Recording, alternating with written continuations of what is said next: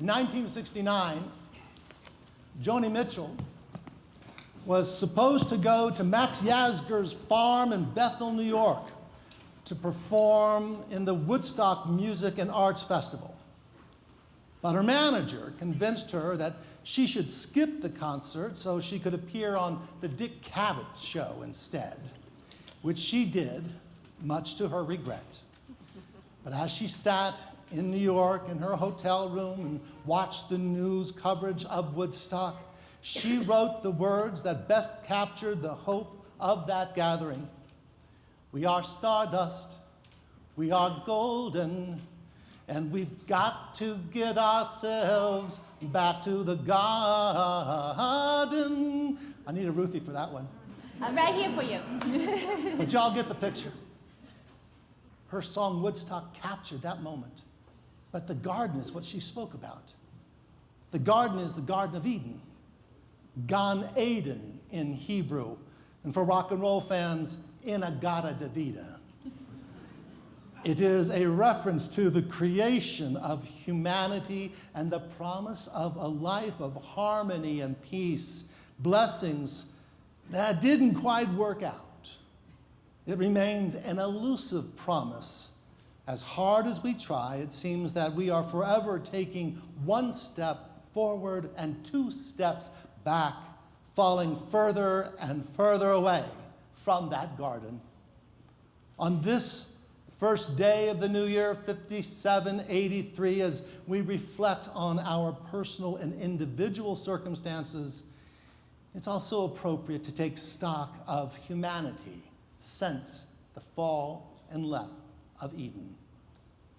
Throughout ancient Jewish literature, there are several versions of an imagined debate the angels had with God as to whether or not humans should even be created after all. In one of the telling, the angel of love favored the creation of human beings because of our tendency to be affectionate and loving. The angel of truth objected because humans would be prone to lying and deceit. The angel of justice favored the creation because humans would practice justice.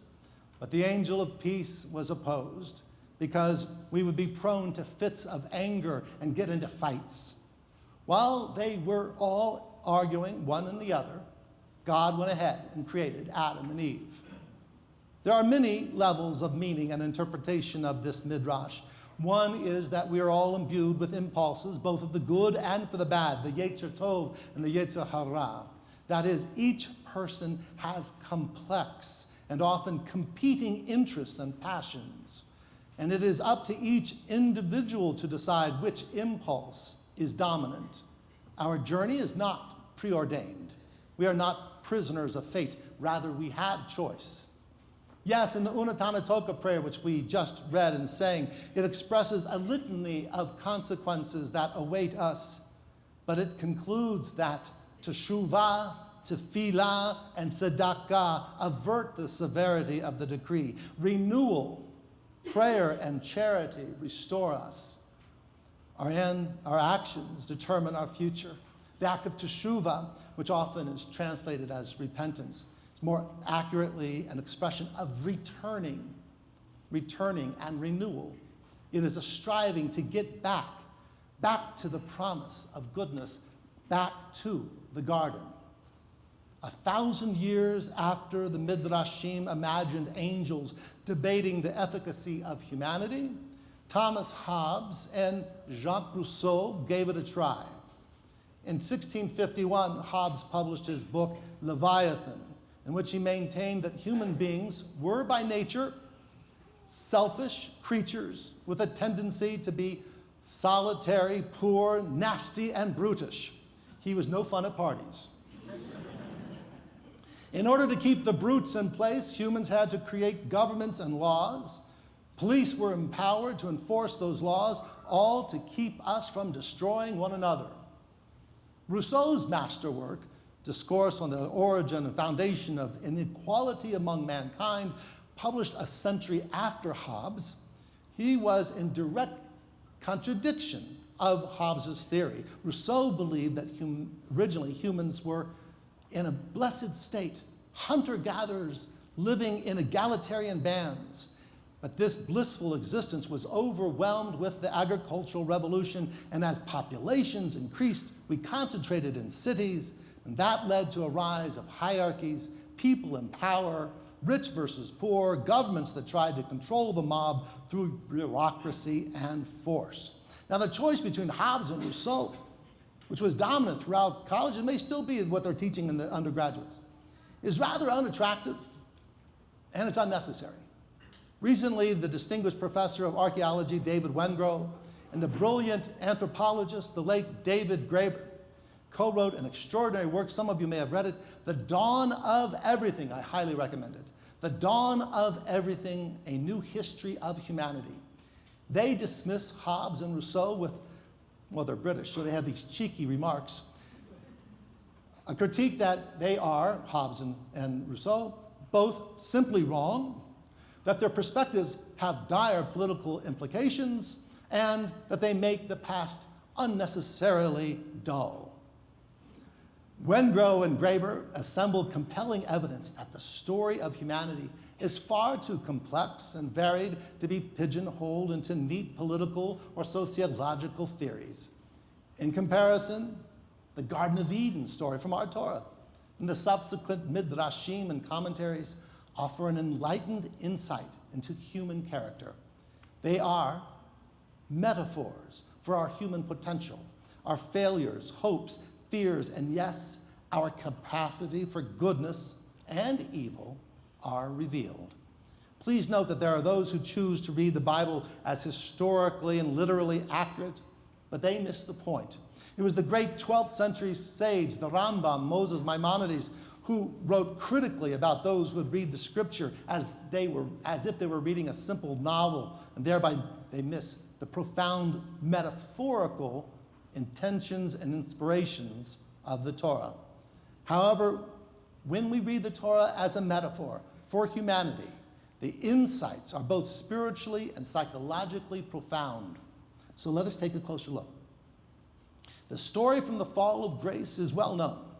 God places Adam and Eve in the Garden of Eden to cultivate it and guard it, Ovda ul Shomra. Earlier, they had been instructed to be fruitful and multiply, pru urvu, and are permitted to eat of all the vegetation of every fruit-bearing tree.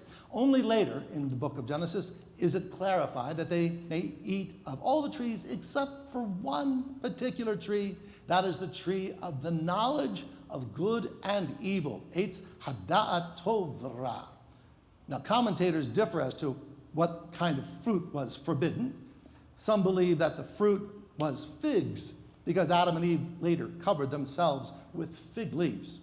Others believe that the fruit was grapes, because consuming wine from grapes gives you a false sense of wisdom and might. Some sages speculated that it was an etrog or even wheat, and some later, because the apple was introduced to the Middle East about that time of the writing of the Torah, that maybe it was an apple that they ate. So perhaps Adam and Eve indulged in an early version of a Macintosh, and that led them to exploring forbidden sites. Regardless, the Torah doesn't specify the kind of fruit, because that's besides the point.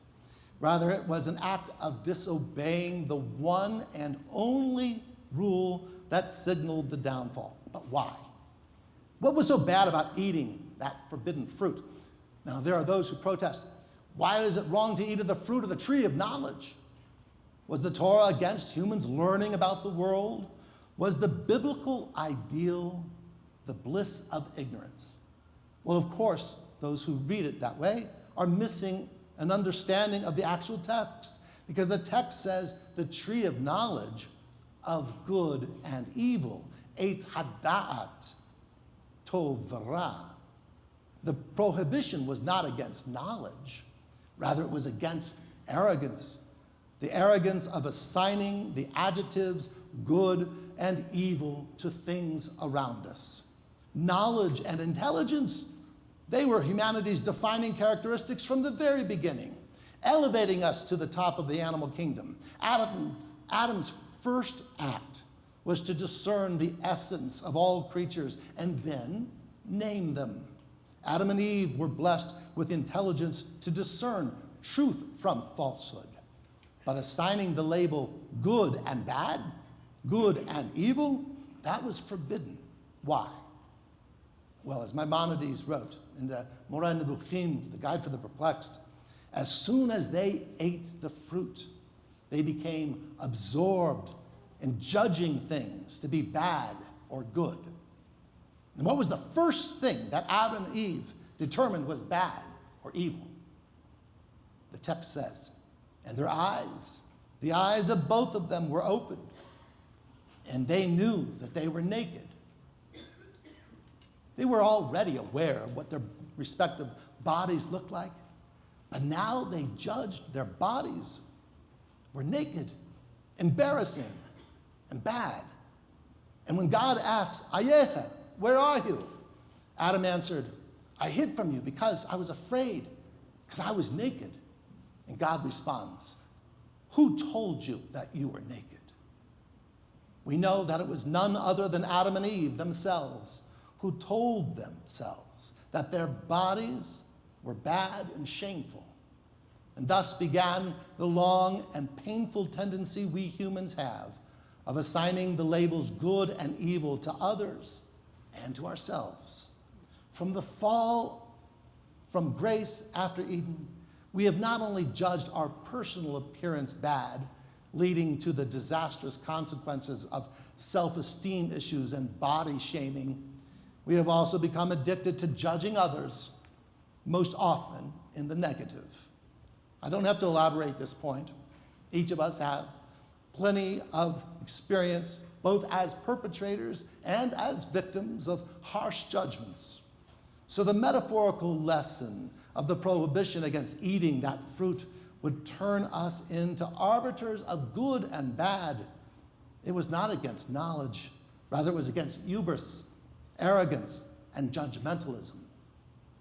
Let's turn to another lesson from Eden, one that is hinted at but not elaborated in the Torah, but one that is drawn in Midrashim as well as in classic works like John Milton's Paradise Lost. I'm referring to the daily life of Adam and Eve before the fall. Milton pictures them carrying out blissful, playful life of discovery and contemplation. Their duties of working and guarding the garden were not burdens to endure, rather their tasks brought them a sense of satisfaction and fulfillment of purpose. They took pleasure in each other's company, marveling in all the wonders all around them, collecting food for dinner, offering prayers of thanksgiving, flirting, and reveling in the enchantments of love. Life in the garden was not witless. It was not the bliss of ignorance. Rather, the midrashic imaginings of that life paint a metaphor of the idyllic, a life in which one feels a sense of purpose, a life in which one's loving partner is also your best friend, a life in which one's daily tasks are fulfilling, a day in which the wonders of the world continually surprise and delight, where one's senses are alive with curiosity, smells, tastes, colors that entice and thrill the eye, sounds that charm and enchant the ear, and touch that soothes, comforts, and energizes our being. In short, each and every one of us have had moments of such an Eden. The Hebrew word for Eden is pleasure. We have all experienced moments when everything seems just right. Moments of such joy and comfort that we wish that time itself would stop and pause right here, right now, so that we could savor it a little longer. Even after those blissful experiences have passed and we have to get back to work, back to school, clean the house, take out the trash, and pay the bills, we still carry the memory of that Eden with us. Those memories lift us They elevate us and keep us from reducing life to the humdrum and the banal. Eden is not a happy place that we go to in order to escape. Rather, Eden is the idea of finding pleasure in the simple act of living. Eden is a state of mind that can be realized wherever we are and whenever we activate it. Eden is an attitude. There's an attitude that stands not in judgment of good and bad, but in celebration of what is true.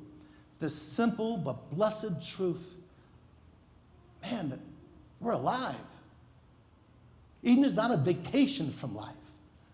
It is that which finds the sublime in living. But how is Eden possible when we're still struggling with the weight of a pandemic? Even now, as we begin to peek out our heads out and interact more in public, we still have messages sent to us by this one or that one, that this one came down with COVID or one of the variations, alpha, beta, delta, or Omicron. And it's perhaps too much for us to be speaking about Eden when we witness the brutal Russian invasion of Ukraine, the saber rattling by the Chinese around Taiwan, the heartbreaking scene at our nation's borders, rising crime rates, the pitiful scenes of the homeless, the potential of a nuclearized Iran, the political upheaval and gamesmanship that threatens the very foundation of our American democracy. How can anyone speak of an Eden? No, I'm not here to paint a rosy picture of the world. We all know too well that humanity was cast out of Eden a long time ago. But therein lies the importance of the biblical story and the midrashic imaginings. After Eden, after the fall, after the loss, there still was love and life. Yes, there was also conflict, struggle, and strife. Those complexities are the very essence of life. They are metaphorically captured in the Torah and the commentaries, because Torah holds up a mirror to the human character, showing us both our human flaws and our potential greatness. We see how our ancestors learned from defeat, how they rebuilt after loss. They kept hope after disappointment, and that no matter what, they never quit. They never gave up, and we too may never give up. Never despair of a better tomorrow. Discover that piece of Eden that resides within each and every one of us. It peeks out at times, perhaps surprising us, reminding us, thrilling us with the sweetness of life itself. The challenge for us as we enter the new year 5783 is to get back to that garden. Get back to that place inside. Get back in love with life. Renew the joy, the wonder, the appreciation of the simple act of being alive. We are stardust. We are golden. And we've got to get ourselves back to the garden.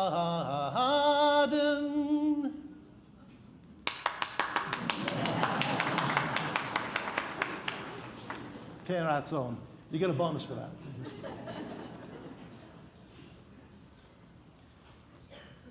So one of the